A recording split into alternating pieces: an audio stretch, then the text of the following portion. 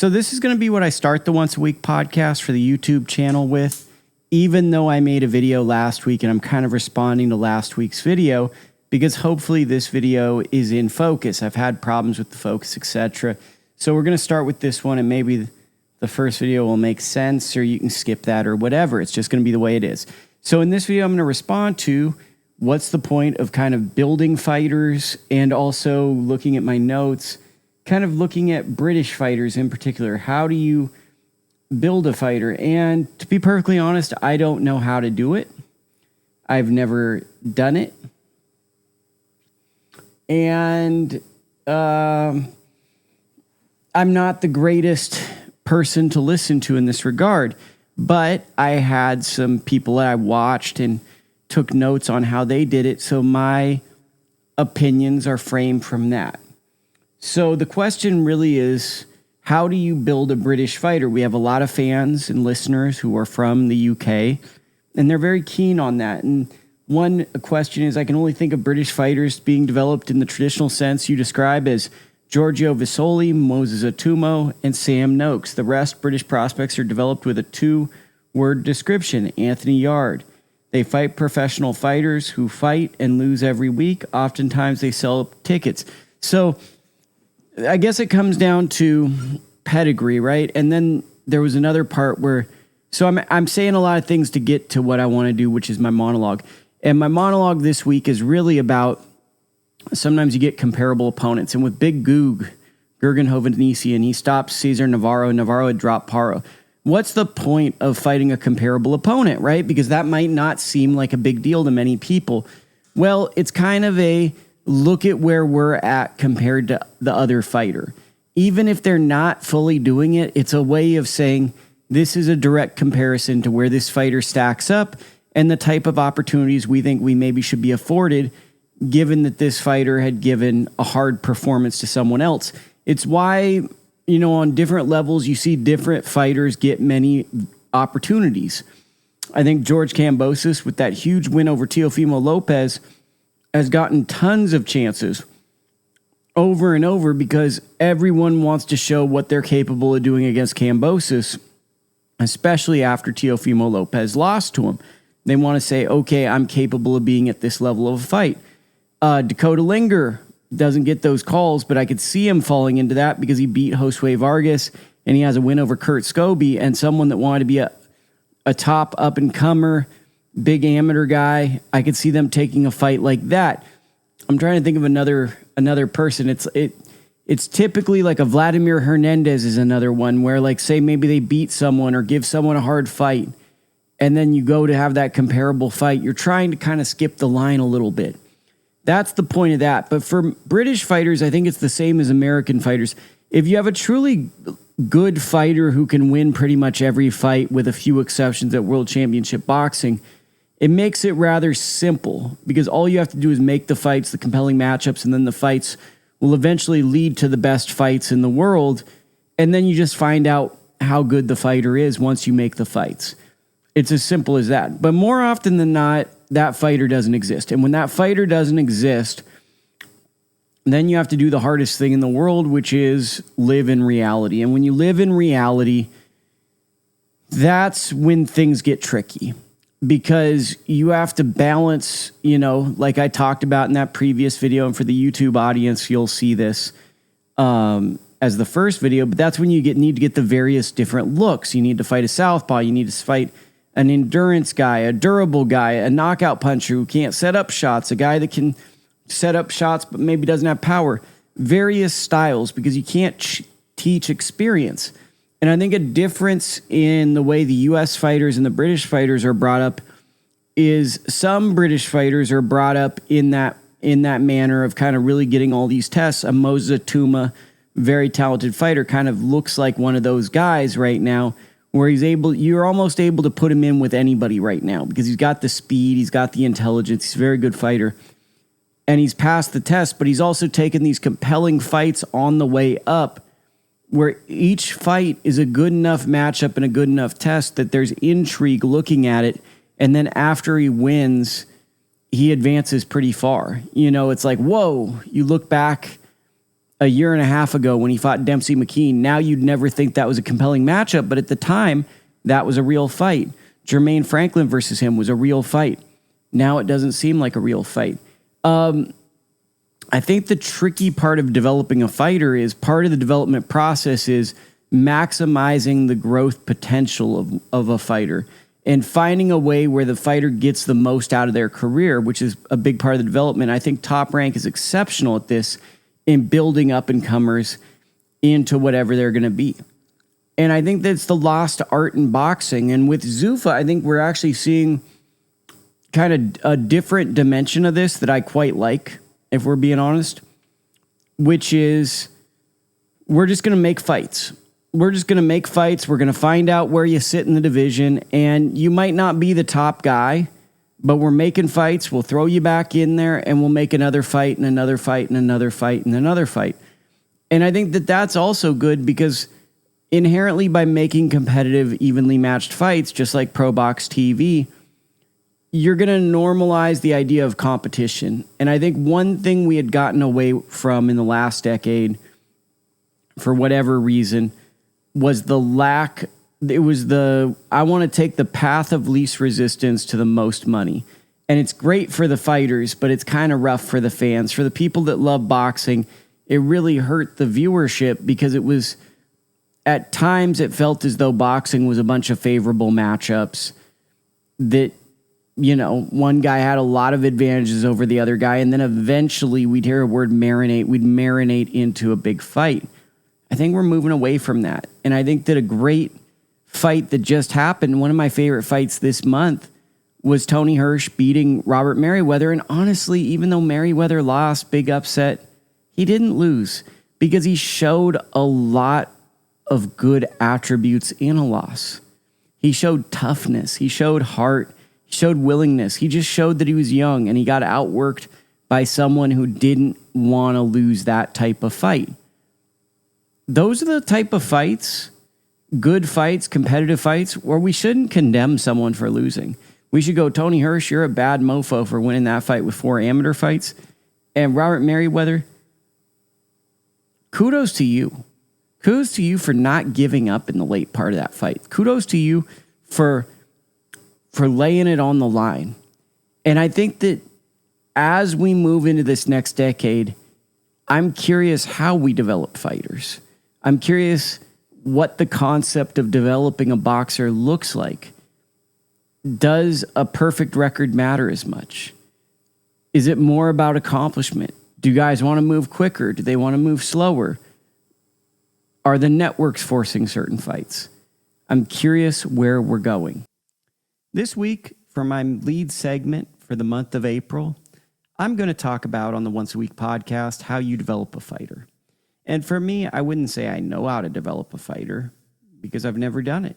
But I've seen over the course of about my 16 or so years in the sport of boxing, some of the best matchmakers. And I want to give you a little backstory on me. And while you fall asleep, I will do it now. So I originally started coming up and going to shows that were put on by Paco Damian and Don Chargin. Don Chargin is widely regarded as one of the best matchmakers in the history of boxing. So I watched regional level talents moved by Paco and Don to get great opportunities. So that was my first experience.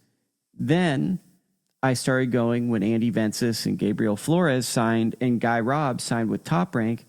I started watching a lot of Top Rank boxing, and that's Brad Goodman and Bruce Trampler. In my opinion, 2 of the very best ever to do it, from taking guys from all the way to the bottom to the top of the sport. Phenomenal matchmakers.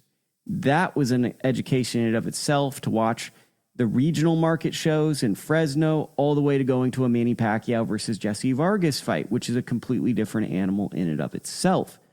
And then also watching Robert Diaz move fighters. At the time, he was the matchmaker for Golden Boy Promotions.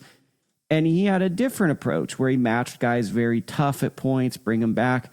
It was an interesting approach that I also took note of.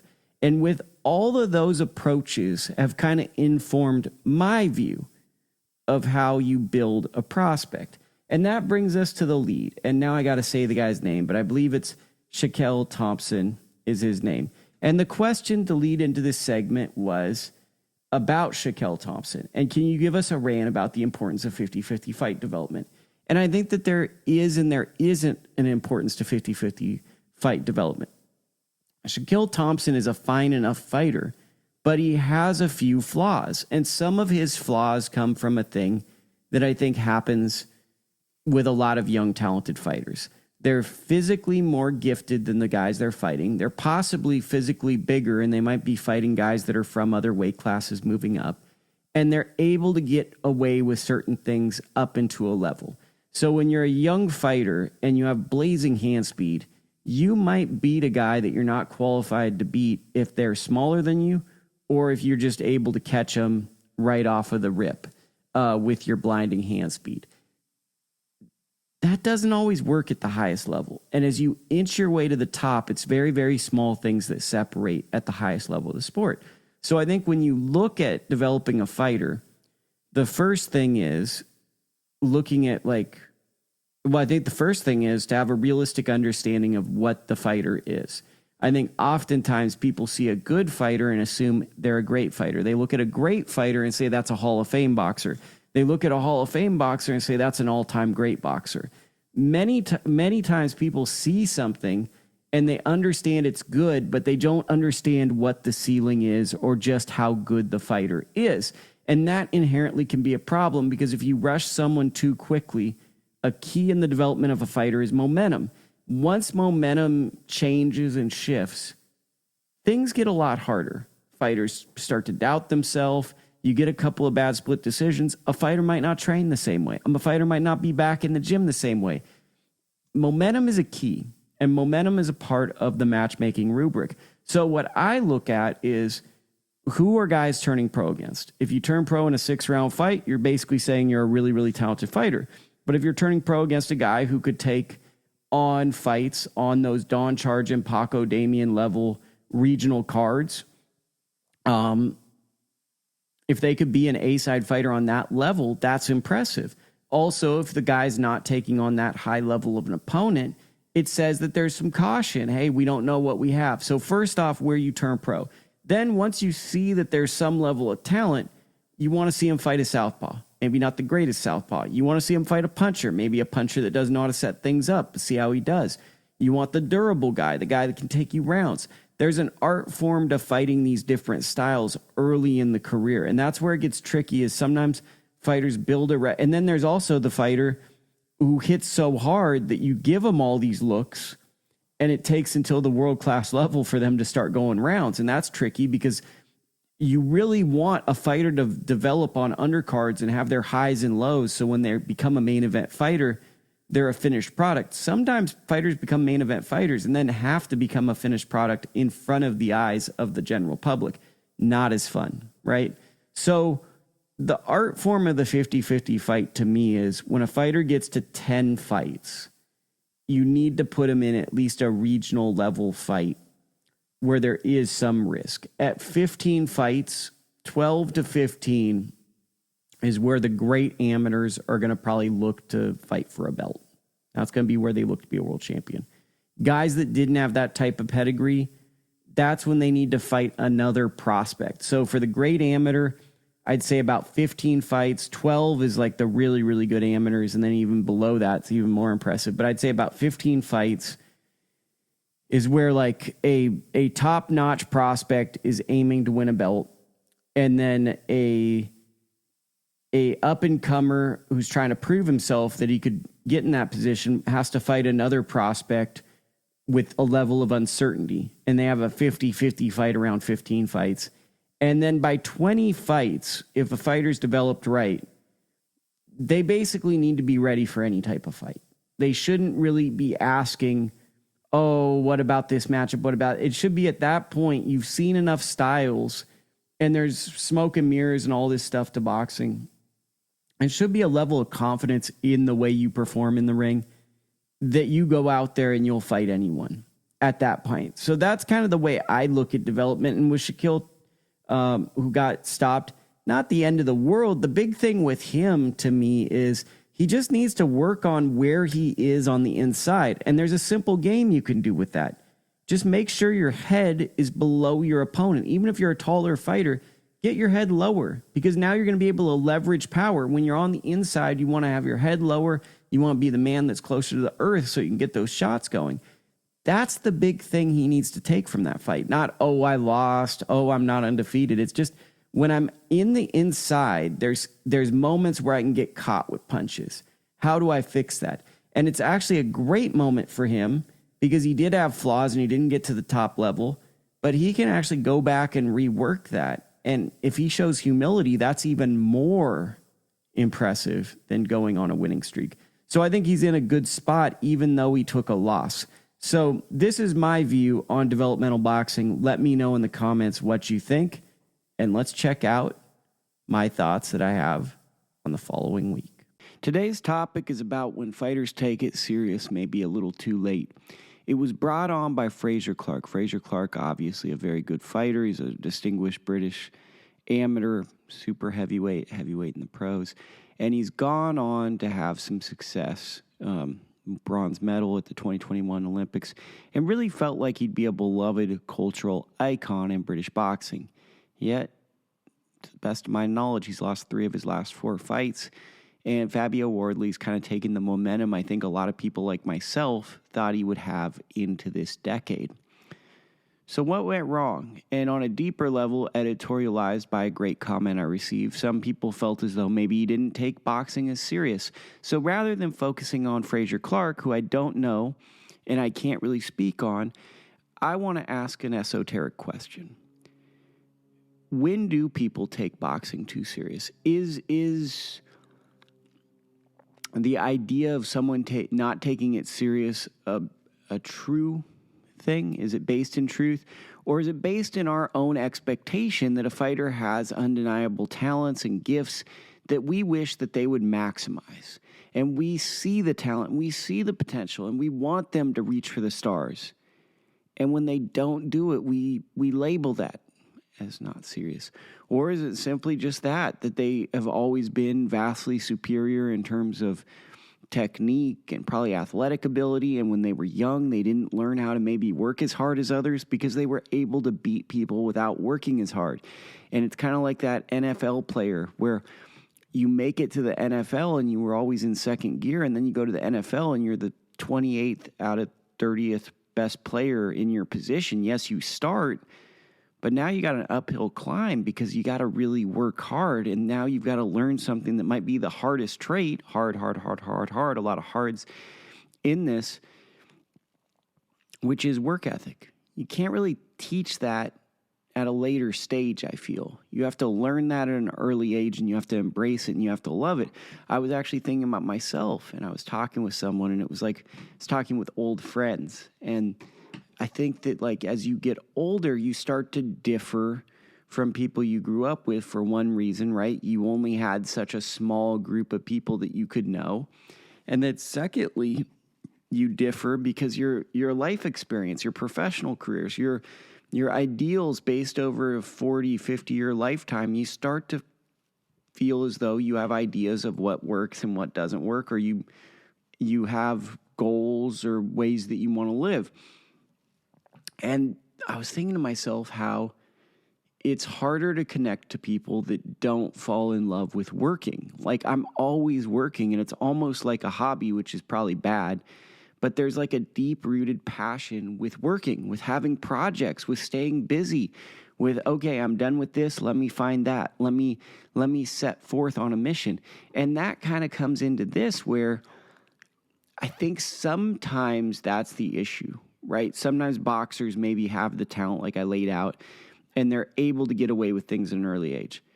But I also think as fans, we have monotonous, mundane jobs, and we love this sport so much. And sometimes I think we put our expectations and our hopes, because this is every Saturday night or every big fight on a Saturday night is a really impactful moment in our lives. Whether we say it or not, some weeks aren't great. They are tent poles for memories we have often, or at least for me, where you go, oh, this tragedy happened, that was around this and that, and so forth and so on. And sometimes I think that the expectation placed on fighters is unrealistic based on, well, just boxing in general, because a lot of fighters who are labeled not good are actually the best that are out there. We don't treat boxing reasonably. We look at the 5 best fighters as good often, and anybody that loses to the 5 best fighters are deemed not good. There's no intermediate area. There's no reasonable discourse around stuff. It's typically all in, good, bad. You're either one of the best and unbeatable, or you're not as good as I thought, or you're just simply bad because you don't beat world-class guys. There's never a deeper, nuanced conversation. What this conversation, though, I think is interesting is there are guys who miss the window. And I think that that's a big thing. And rather than saying, like, is it too little, too late? I think there's a window. And you can make whatever metaphor you want, but for me, it's a window. And that window is open for you to kind of get the most out of a pro career. And if you don't give it your all, and you're not one of these crazy exceptional talents like a Roberto Duran, where it even caught up with Roberto Duran, things aren't probably going to be smooth. Things are going to be more difficult than they should, because the thing about boxing is when you go all in on it and you have no distractions, it still might not work. That's how hard it is. And it's hard to make a lot of money in boxing. And there's other ways to do it. That's why I always look at fighters when they're like, I'm just doing this for money. Be a stockbroker. Sell houses. Like, you can make money doing that, and it's a lot less dangerous. And if you don't have the passion, it's just simply, as weird as it sounds, this sport has to be about legacy, because there's just not enough money in the world to drive you to be a boxer, especially the older you get and the more you know about the damage people accumulate. So I think that the big thing this question points out is everybody's window is different. And when you go on what I call a run, which is when you have a promotion behind you and you get some momentum, and there's real hopes that you could make it to title fights and stuff, you've really got to give it your all at that moment. And if there's any form of distraction, or you don't quite give it what you have, you blink and your career is in a weird spot. And I think that's what happened to Clark. I don't know what happened with him. I don't know much about his career. I know he's with Joe Gallagher now, and Joe's a great trainer. Close competitive fight, but it also feels like, to me, Clark's a guy who spent a lot of time in the amateurs. And guys that spend a long, long time in the amateurs and come out, as grown men, that story doesn't typically age very well. There's not a lot of guys where you go, okay, I spent most of my life as an amateur, turned pro, and I was just, I was a generational great. It's a multifaceted question, and I think it's something that we should examine week after week on, like, what it is. But work ethic and desire are two things that I think are underrated in boxing. I think people overrate the technical component sometimes, because I think sometimes there are guys that just have hand-eye coordination that are able to catch on to patterns, and no matter how technical you are, you're always in trouble against those guys. And I also think a will to win, sometimes the more I go, the will to win beats a lot of fighters who are talented. I think that a lot of times people use technique it's kind of like math. You see people use math as a way to normalize reality. Or, if you're deeply insecure about death, I've been watching these deep movies, English Patient, Blue, maybe falling back on technique or your own insecurities in life. It's like, I know we're a technical coach, and then that's followed by I'm very good, or you're a technical fighter. And maybe some of it is that will, the uncertainty. The guys that sometimes make it in boxing are guys that have a deep, strong conviction to win, and they're fine with the uncertainty of the outcome, whereas the people that don't make it want to try to control the outcome. I take it back to golf, which I play sometimes. It's like trying to control a driver, when you tee off, as opposed to letting the driver do the work and being happy with the outcome. I think that, quite honestly, sometimes people, and I don't think Frazier Clark is this way, but I don't know, the question stems from Frazier Clark. Sometimes guys just don't want to know how good they are, is my experience. And I don't know if they even understand that. they don't always want to know where they stack up in their generation. There's a solace in, I could have been the guy.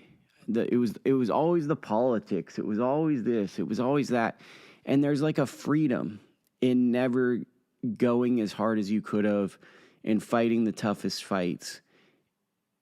There's a little bit of, I could have done it, but you don't have to do it. And I think for some people that can be the freedom. And then for others, it's the stardom. You go and then, they can't handle what comes with it, which is money and all that other stuff. And a lot of people change because they're just excited to be acknowledged and excited to be put on a pedestal. It's a game of a lot of distractions. And the ones that make it are the ones that are motivated by the deepest desires that you can't even say. They sound cliche when you say them, but the desires are really, in basic principle, I just want to be better than you. And I think when you look at someone whose career gradually declines, there's a decision at a certain point that discomfort isn't going to be something I want to put up with. And whether it's the conditioning or whatever, maybe there's a skill disadvantage, but I think a lot of times this goes for, I think, writers and anything. You hit a wall as a writer and you get critiqued, and there's a level up moment where you're getting, all your work is getting red ink on it. And you're like, I suck. But that's necessary to be a top guy. And I think that more often than not, when you see great fighters, there's an inability to handle the grind, the inability to handle the grind week in, week out, and that they'd rather be a little bit more comfortable and a little bit more friendly and a little bit more social, because to get to that next level is isolation and loneliness. And it's a lot of time inside your own head, at least I think. So those are my thoughts on when fighters decline. Speaking too soon in boxing. The era of social media has made it so everyone wants to be first. Maybe the internet, maybe newspapers were before it. Maybe it's just recency bias, and whatever a person thinks is annoying, they will put as the catalyst for it. And it's actually not a modern thing. It's something that's been going on forever. That's probably more than likely what it is. But still, I'm going to blame social media because I don't really love it.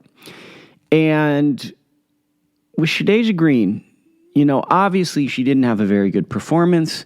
At some point, now we know she had a brain bleed or an injury up there that sent her to ICU. She was stretchered out after the fight. More than likely, it'll be her last fight. The reactions to the fight were odd. And I will say they were odd because a little close to the subject matter. Dakota's my good buddy. I love doing a boxing podcast with Dakota. I'm not sure I even have the enthusiasm to have a boxing podcast if it wasn't for Dakota. Maybe I would, maybe I wouldn't. About 5-6 years ago, I was cooking with gas and I had all the enthusiasm. Now I feel like I'm slowing down.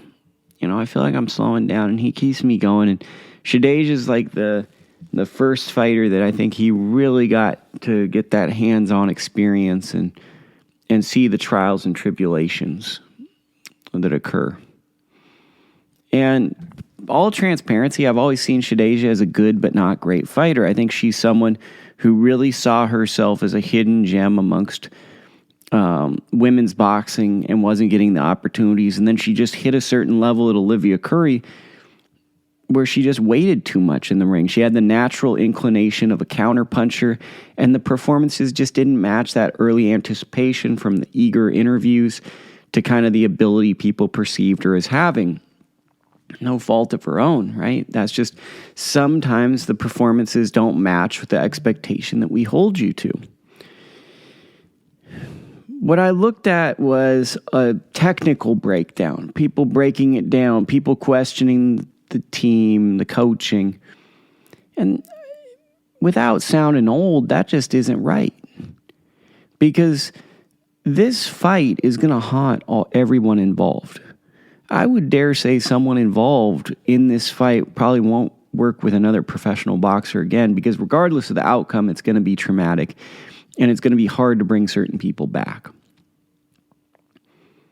So to question the team, no matter what, I think is a rough thing to do in light of a tragedy.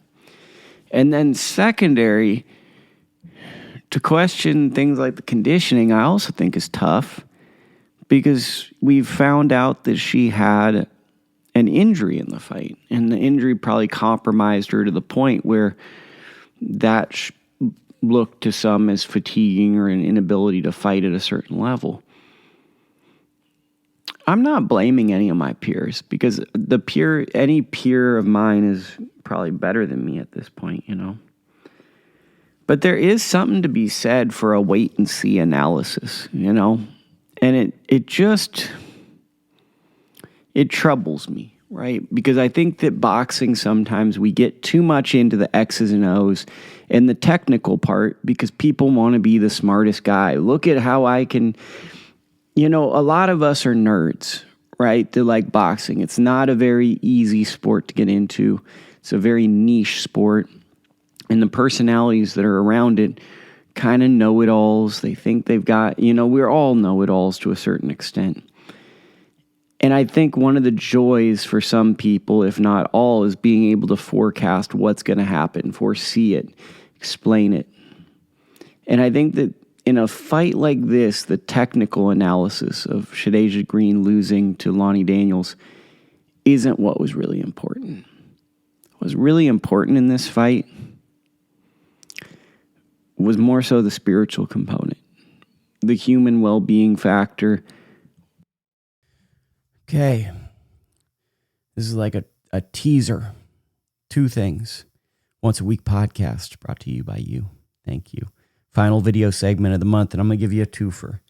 It's about Erislandy Alvarez, and it's about Junto Nakatani's jab. Let's start with Erislandy Alvarez, so then we can finish with the most relevant thing and bury it like I always do. Erislandy Alvarez is a Cuban boxer who has achieved a ton as an amateur. And I've followed his career pretty, half-heartedly, but I've always kept an eye on him because his name reminded me of a Fight Night character.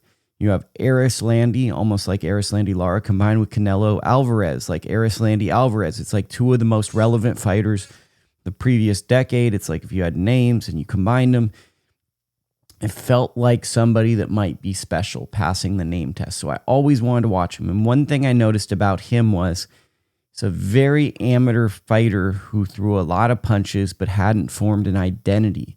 And it felt like as he came, as an amateur, he was able to get away with things by throwing a lot of punches, but he wasn't the type of guy that always saw his range at a great way. Now, albeit I'm famous for believing Andy Cruz, Andy looked amazing in his pro development, and I didn't see that coming because I thought that at times, he did a lot of flawed maneuvers and kind of, I call it the steezy thing, where guys almost are like having a cup of coffee sparring where they're turning and they're like, look at that move I did. With Alvarez, he can smother himself at times, and in the amateurs he can work.